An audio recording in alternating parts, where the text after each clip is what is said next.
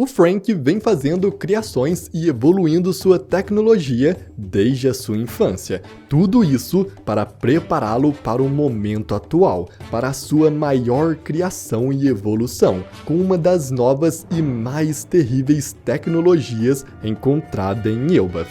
Mas então, se você quer saber tudo sobre o novo poder do Frank em Elbaf, então fica aqui comigo, que é isso que eu vou te mostrar agora.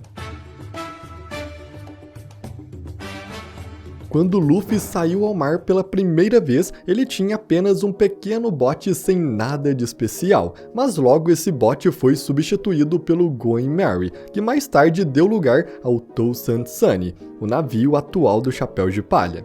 No entanto, o momento de uma nova mudança finalmente chegou, e o próximo navio do Chapéu de Palha será justamente em Elbaf, e será nada menos do que o mais forte de todos os navios, Pluton, o navio lendário considerado aquele com poder capaz de destruir o mundo. Mas é claro que isso nunca seria possível sem o nosso carpinteiro Frank, que não só construirá esse novo navio, como também terá um grande novo poder para si mesmo, a sua evolução final. No arco de Water 7 conhecemos mais sobre Frank, um construtor habilidoso que herdou as plantas de Pluton, uma das armas ancestrais mais lendárias de One Piece. Essas plantas não eram apenas um conjunto de desenhos técnicos, elas foram cuidadosamente transmitidas de geração em geração entre os carpinteiros, carregando uma missão clara e vital: assegurar que, caso o Pluton original fosse descoberto por forças do mal,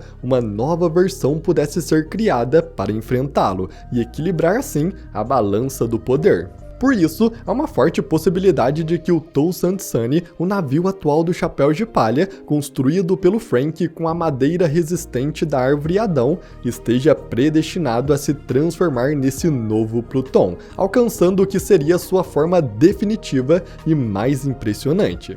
A história do Frank com certeza começou a ganhar forma em Water 7 e Enies Lobby, dois arcos que focaram bastante em duas ameaças iminentes: o Pluton original, que realmente existe e sabemos estar em Wano, e que a Robin poderia trazer à tona ao explorar o passado lendo os poneglyphs, e os projetos nas mãos do Frank, que tinham o potencial de criar um novo navio de guerra, uma nova arma ancestral. Robin e Frank funcionavam como uma espécie de reflexos nestes arcos. Ela representava o perigo de revelar os segredos antigos, enquanto Frank simbolizava o risco de construir algo novo e devastador. Ambos eram percebidos como figuras ameaçadoras pelo governo mundial, e todo o arco de Enies Lobby foi construído ao redor disso. Porém, na realidade, cada um transmitia uma mensagem essencial.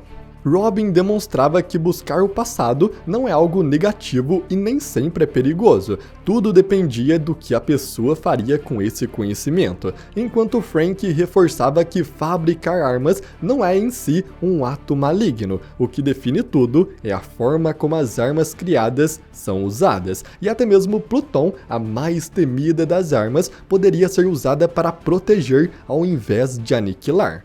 Com a história da Robin, está claro que ela continuará sua missão de desvendar a história completa do mundo, mostrando que o verdadeiro risco não está na busca, mas em quem utiliza esse conhecimento. De maneira muito semelhante, o Frank terá que provar que criar uma arma grandiosa não é errado, já que um dia ela pode ser indispensável para salvar o mundo. Assim como Robin herda o legado de uma longa linhagem de estudiosos, Frank carrega a vontade de artesãos que ao longo de séculos preservaram os planos de Pluton com o objetivo de um dia proteger a humanidade. A essência disso é que os projetos do segundo Pluton existiam justamente para defender o mundo caso o original fosse ativado com o objetivo de destruir. Uma arma não é por natureza maligna, tudo depende das intenções de quem a forja e de quem a usa. Esse é o cerne temático de Water 7 e de Enies Lobby, mas também é a principal ideia da jornada pessoal do Frank. Quando jovem, o Frank produzia armas e navios destrutivos por pura diversão. sem enxergar nenhum problema nisso, até que duas lições o marcaram: o perigo que suas criações representavam em mãos erradas e a percepção de que isso não significava abandonar a coisa que ele mais amava fazer, que é criar navios e armas, mas sim fazer com responsabilidade, direcionando suas criações para o bem.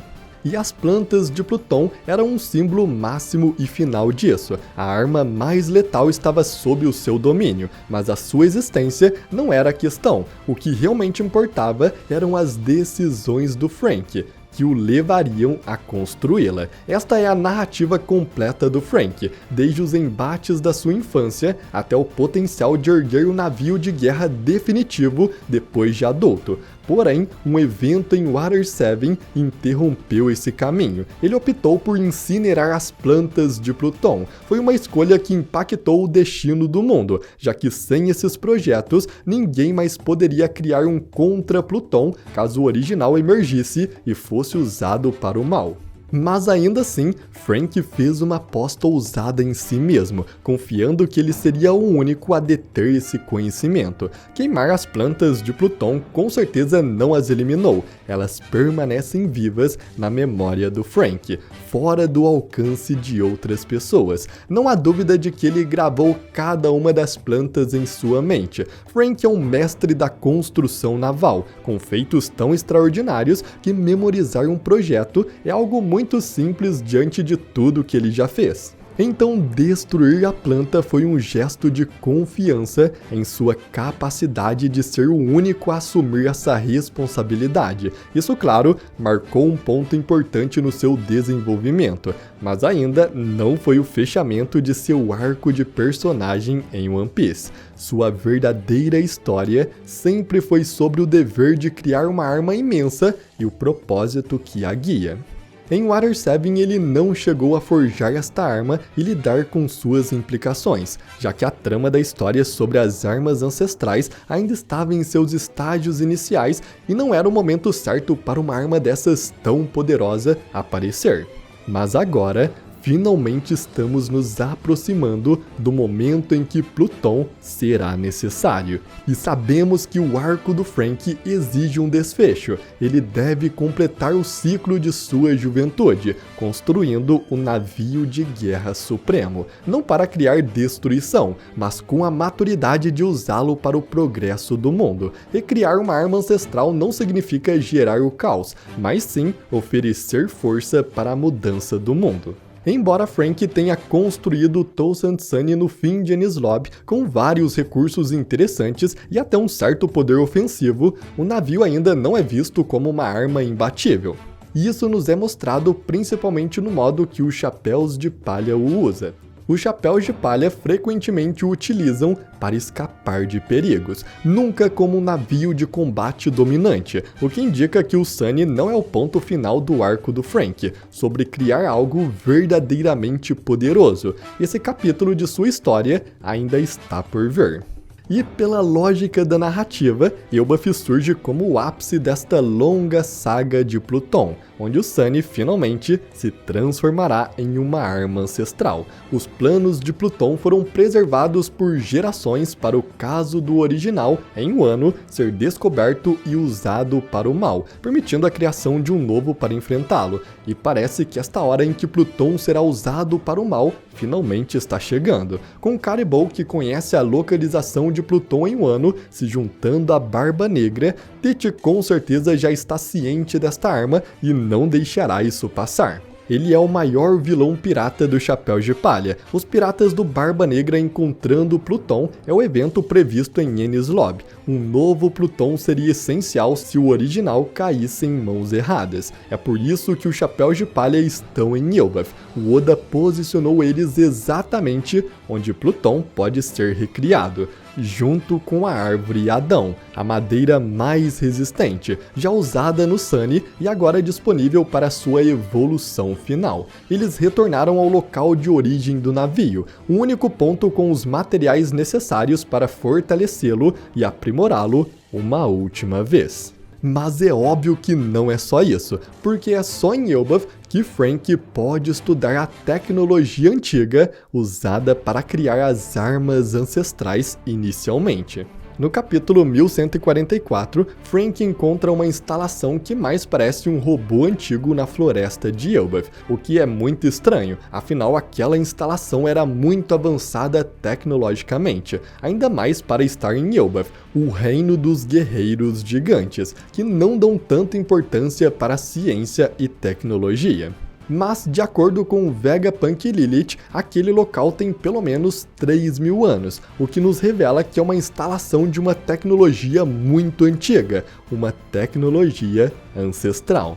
Sabemos que existiram 3 mundos de One Piece e os 2 primeiros foram destruídos. Ainda não sabemos o motivo do primeiro mundo ter sido destruído, mas o segundo sim. O segundo mundo, também conhecido como Mundo do Século Perdido, foi destruído porque um grande reino se tornou muito próspero, sendo muito avançado tecnologicamente, a ponto de fazer outros governantes, possivelmente liderados por Imu, entrar em uma guerra e então devastá-lo junto com o mundo inteiro. Se o segundo mundo foi destruído por sua tecnologia e avanço, tudo nos indica que a mesma coisa aconteceu no primeiro mundo. Eles eram fortes demais, capazes de criar armas com a força de destruir o mundo, capazes de criar armas ancestrais. O próprio nome arma ancestral já nos diz que é algo muito antigo, muito provavelmente de antes do século perdido. E agora, com esta instalação em Elbaf tendo esta tecnologia, é o momento perfeito do Frank estudá-la, e com a planta de Pluton que ele guardou em sua mente, finalmente fazer o maior navio de todos, tornando Sunny uma poderosa arma com tecnologia antiga, além também, é claro, de aprimorar ainda mais o seu corpo ciborgue. Assim então, em Elbaf, a trama de Water 7 e Enies Lobby converge na saga final. Em Elbaf, os piratas do Barba Negra ganharão um poder sombrio, enquanto Chapéus de Palha e Frank com seu arco de personagem ainda sem um desfecho estão na Árvore Adão, o único lugar onde ele pode forjar um segundo Pluton para se opor ao original e o único lugar onde ele pode estudar a tecnologia antiga. Isso reflete toda a narrativa, Barba Negra contra o Chapéu de Palha. Os piratas do Barba Negra são os inimigos piratas definitivos do Chapéu de Palha, e quando esta batalha final entre as tripulações ocorrer, o simbolismo será perfeito, ambos equilibrados, um com o Pluton lendário para devastar e o outro com sua contraparte para proteger. Barba Negra obterá sua arma roubando, como sempre faz, enquanto os Chapéus de Palha a conquistarão construindo, como é seu costume. Acredito que o Pluton do Chapéus de Palha será diferente do original, uma criação única do Frank. Ele com certeza não abandonará a essência do Sunny, o seu navio dos sonhos. Frank apenas o aprimorará, lhe dando o poder de Pluton, mas preservando seus elementos principais e a sua identidade. Além disso, Frank também usará o poder da tecnologia antiga e de Pluton em si mesmo. Um indício disso está na recompensa de Frank em Wano, que na verdade mostra a imagem do Sunny, sugerindo que a marinha associa o Frank ao seu navio, o que é diferente de seus cartazes antigos, que mostravam seu rosto. Isso pode prever que Frank na verdade se integrará ao Sunny, dominando o poder de Pluton, transformando seu navio dos sonhos em uma extensão de seu próprio corpo, estilo Megazord, dando assim o poder final que Frank precisa, um poder lendário de uma das armas ancestrais. O navio da tripulação sempre espelhou a sua trajetória. Eles começaram como amigos despreocupados em um pequeno bote, passaram pelo modesto Going Merry e em Water 7 e Enies Lobby se reergueram como piratas determinados, com um navio robusto, o Toussaint Sunny, feito para atravessar os mares até o fim. E agora, na saga final, o Sunny não será substituído, mas é hora de sua transformação definitiva. Os Chapéus de Palha deixarão de ser apenas aventureiros em busca de tesouros para se tornarem os que trarão a luz ao mundo. Uma última evolução do Sunny está a caminho, e em Elbaf ela será crucial, com a guerra final se aproximando. Como o Vegapunk afirmou, esta batalha girará em torno das armas ancestrais, como no século perdido, e os Chapéus de Palha avançam com sua própria criação. Um novo Pluton e um ciborgue lendário estão prestes a surgir. E bom galera, eu acredito que em Elbaf cada um dos Chapéus de Palha terá um desenvolvimento muito grande. Eu já fiz um vídeo falando sobre o desenvolvimento do Soap, que inclusive eu vou deixar passando aqui na tela caso você veja. E agora eu falo sobre o desenvolvimento do Frank, na criação de Pluton com a tecnologia antiga de Elbaf. E eu também quero saber se você quer que eu traga sobre o desenvolvimento dos outros Chapéus de Palha aqui no Reino dos Gigantes, porque já foi deixado bem claro o papel de cada um nesse arco. Mas então, eu agradeço muito por você ter assistido até aqui e até a próxima!